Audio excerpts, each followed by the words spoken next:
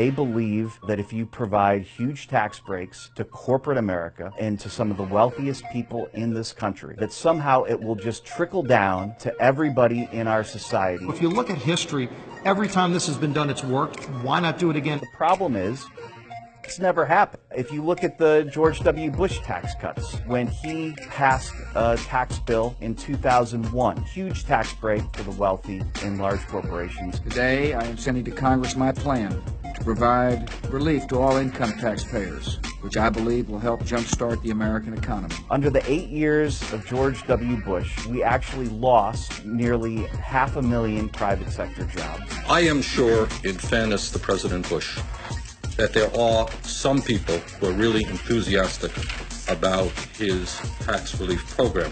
I happen not to know any of those people. All of us here in Washington, the President and the Congress, are responsible to confront the danger of an economic slowdown and to blunt its effects. Median income went down by about $2,200. This bill is grossly unfair. My Republican friends, it is not the millionaires and billionaires who are struggling.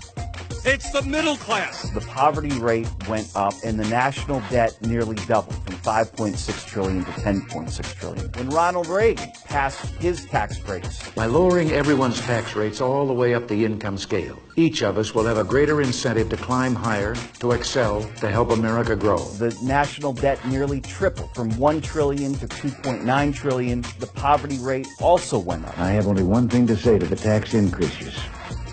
Go ahead, make my day. Frankly, by having cut the high-income tax rates to 25%, as an example, people don't have the incentive anymore to invest. But the fact is that 25% for high-income people, it should be raised substantially. In 1993, we had an opposite example. Bill Clinton worked on a tax bill that increased taxes on the wealthy. An America, yes, in which the wealthiest few, those making over $200,000 a year, are asked to pay their fair share. The Republicans said that the economy was going to crash. We're going to come back here next year. There will be higher deficits. We'll continue to have a very slow economy. People aren't going to go to work. I believe this will lead to a recession next year. And what happened? We had 22 million new jobs that were created. Median income went up, poverty went down, and we actually ended up with a $236 billion federal surplus. The deficit used to have 11 zeros, now it will have